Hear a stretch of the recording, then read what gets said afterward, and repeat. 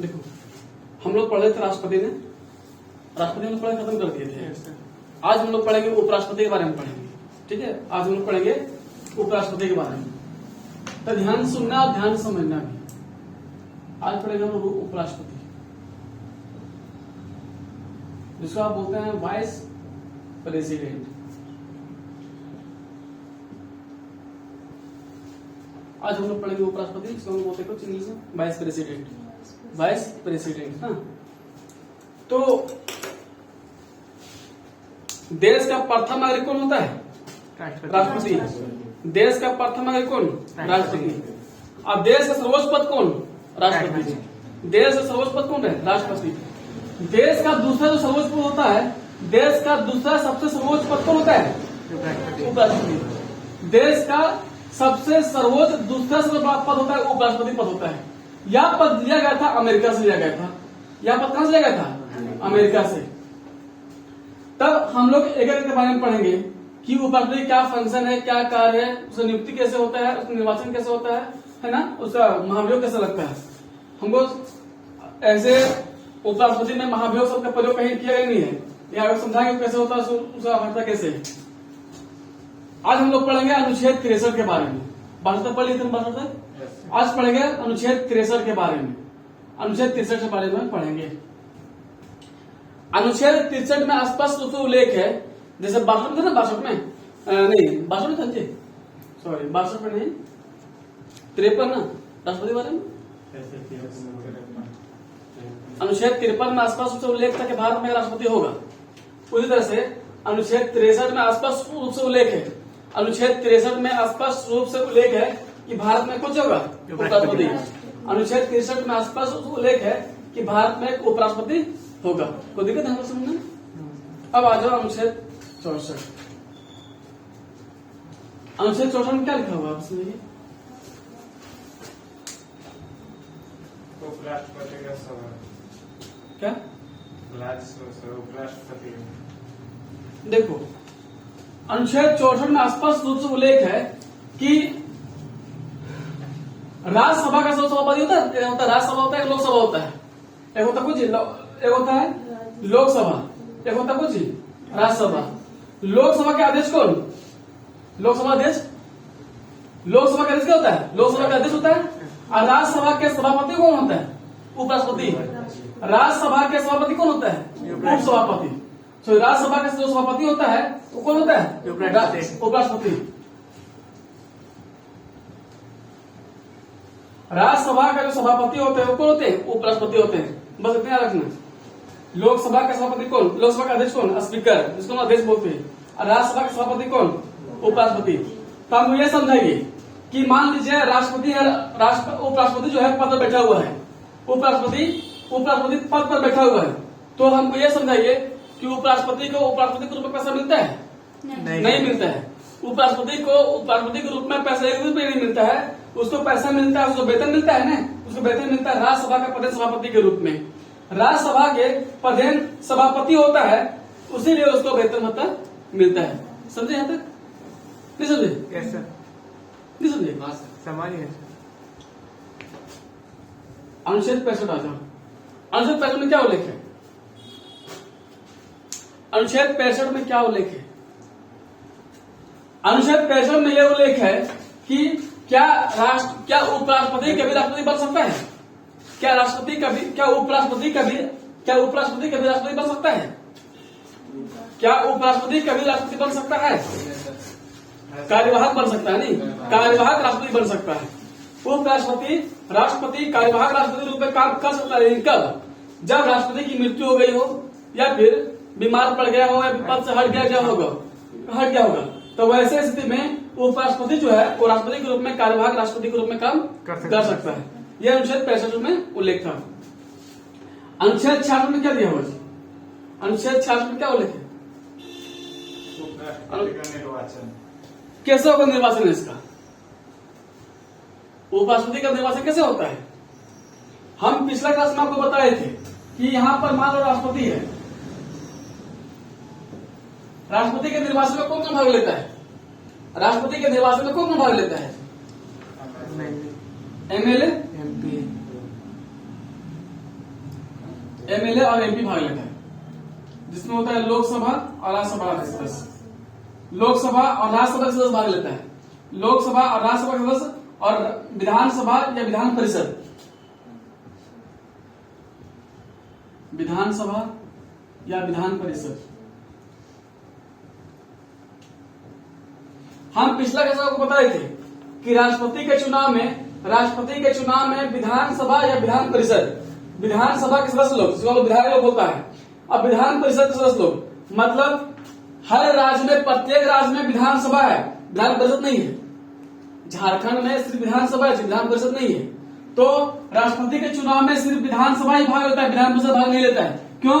क्योंकि हर राज्य में विधान परिषद नहीं पाया जाता है, क्योंकि हर राज्य में विधान परिषद नहीं पाया जाता है, इसलिए राष्ट्रपति के चुनाव में सिर्फ कौन भाग लेता है? विधानसभा के सदस्य लोग और लोकसभा और राज्यसभा के सदस्य लोग भाग लेता है राष्ट्रपति के चुनाव में। उसके बाद हम ये बताए थे कि इसमें 545 सीट होता है। इसमें कितना होता है? 245। 245 में दो कुछ होता है मनोनीत, इसमें कितना होता है? 12। तो आपको ये बताए थे कि 545 में 2 होता है मनोनीत और 12 भी यहाँ पे होता है, तो ये कितना हो गया? 14 हो गया दोनों। ये घटा लो, कितना हो गया? घटाया था 543 और कितना हो गया? 233। तो राष्ट्रपति के चुनाव में 543 सीट, राष्ट्रपति के चुनाव में 543 सीट और 233 सीट ही भाग लेता है। राष्ट्रपति के चुनाव में 543 सीट और 233 सीट ही भाग लेता है, ये दोनों भाग नहीं लेता है राष्ट्रपति के चुनाव में, समझे? लेकिन और यहाँ पर ये भाग लेता है, ये भाग नहीं ले सकता है। हम पढ़ा रहे हैं आपको उपराष्ट्रपति, तो उपराष्ट्रपति के निर्वाचन में यहाँ पर विधानसभा के सदस्य लोग भाग नहीं ले सकता। उपराष्ट्रपति के निर्वाचन में विधानसभा के सदस्य के लोग भाग नहीं ले सकता है। उपराष्ट्रपति के चुनाव में सिर्फ लोकसभा और राज्यसभा, उपराष्ट्रपति के चुनाव में लोकसभा और राज्यसभा के सभी लोग भाग ले सकता है। उपराष्ट्रपति के चुनाव में यहाँ पर लोकसभा और राज्यसभा के सभी लोग भाग ले सकता है। 545 और 245 के सभी सीट में दोनों भाग ले सकता है, समझे? ये दोनों भाग ले सकता है, दोनों, समझे? ये 2 और 12 इसमें भाग नहीं ले रहा, लेकिन ये दोनों के दोनों भाग ले सकता है। किस चुनाव में? उपराष्ट्रपति के चुनाव में। कोई दिक्कत यहाँ पर, समझिए? उसके बाद होता यह है कि मान लो बाबू, अगर एग्जाम में पूछेगा कि उपराष्ट्रपति के चुनाव में क्या विधानसभा लोग भाग लेता है? उपराष्ट्रपति के चुनाव में क्या विधानसभा के लोग भाग ले सकता है? नहीं। हम बोलेंगे सिर्फ उपराष्ट्रपति के चुनाव में लोकसभा और राज्यसभा के सभी सदस्य भाग ले सकते हैं उस चुनाव में। कोई दिक्कत है यहाँ से?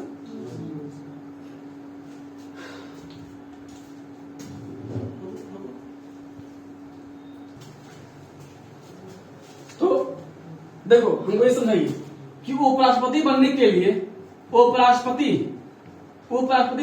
आपको क्या क्या योग्यता होनी चाहिए? उपराष्ट्रपति बनने के लिए आपको क्या क्या योग्यता होनी चाहिए आपके अंदर? तो पहले आपको नागरिक होना पड़ेगा भारत का, दूसरा है कि आपका 35 वर्ष होना पड़ेगा, दूसरा है। उसके बाद तीसरा क्या है जी? तीसरा ये है कि आपको राज्यसभा के सदस्य होने के लिए आपको योग्यता होनी चाहिए। राज्यसभा का सदस्य होने के लिए, राज्यसभा का सदस्य होने के लिए आपका कम से कम योग्यता होनी चाहिए। तीसरा चीज ये है कि आपको पागल नहीं होना पड़ेगा, या फिर दिवालिया नहीं होना पड़ेगा, या फिर चौथा है कि आपका लाभ के पद पर नहीं होना पड़ेगा। हैं? आपको पागल, दिवालिया या फिर लाभ के पद पर नहीं होना पड़ेगा। मतलब पागल नहीं होना पड़ेगा, दिवालिया नहीं होना पड़ेगा, लाभ के पद पर नहीं होना पड़ेगा। मान लीजिए आप राज्यसभा का अध्यक्ष बने हुए, ये राज्यसभा के सदस्य है। आप मान लीजिए राज्यसभा का सदस्य बने हुए हैं और जाइएगा उपराष्ट्रपति बनने के लिए, तो बोलेगा कि नहीं आप उपराष्ट्रपति बनिए, इनको दिक्कत नहीं है हमको।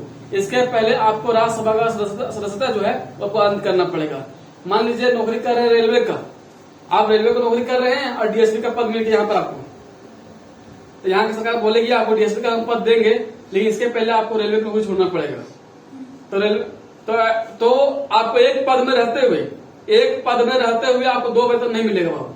एक पद 2 काम कीजिए, हमको कोई दिक्कत नहीं, 2 काम कर, लेकिन आपको वेतन मिलेगा एक पद का। इसलिए उसको बोलता है कि आपको लाभ के पद पर नहीं होना पड़ेगा। ठीक है, तो ये आपकी योग्यता होना बहुत जरूरी है। इतना ही नहीं, इसके निर्वाचन में कम से कम जो 20 प्रस्तावक है जी, 20 प्रस्तावक और 20 अनुमोदक। राष्ट्रपति के चुनाव में कितने प्रस्तावक और कितने अनुमोदक थे? राष्ट्रपति 50। राष्ट्रपति के निर्वाचन में 50 प्रस्तावक और 50 अनुमोदक था, लेकिन जैसे ही उपराष्ट्रपति पढ़ेगा ना, तो यहाँ पर 20 प्रस्तावक और 20 अनुमोदक मिलेगा। उसके बाद आपको 15,000 रुपया जो है आपका जमानत राशि में जमा भी करना पड़ेगा। 15,000 रुपया जमानत राशि के रूप में जमा करना पड़ेगा। 20 प्रस्तावक और 20 अनुमोदक होना अनिवार्य है। ये एक चीजें अनिवार्य है, आपकी योग्यता होनी चाहिए। अनुच्छेद 66 में ये सब चीजें स्पष्ट रूप से लिखी हुई थी।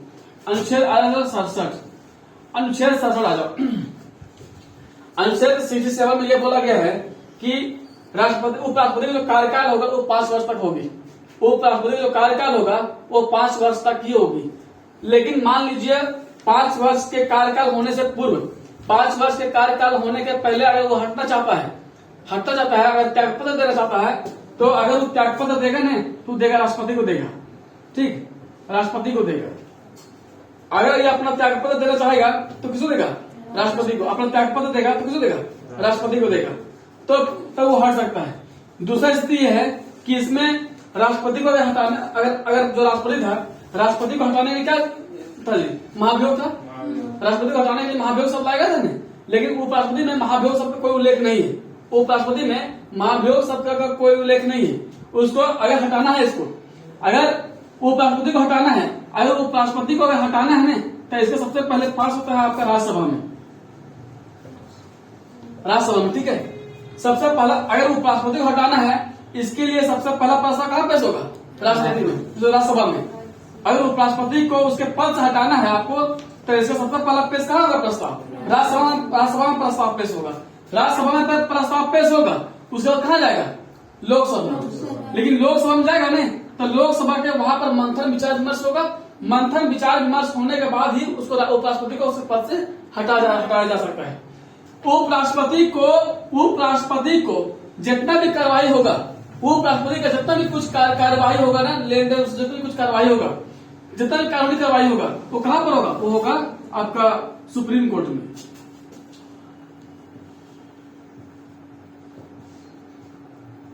सुप्रीम कोर्ट में होगा, ठीक है। उपराष्ट्रपति का जितना भी कार्यवाही कार्य होगा वो कहाँ पर होगा? सुप्रीम कोर्ट में। यहाँ पे दिख रहा है?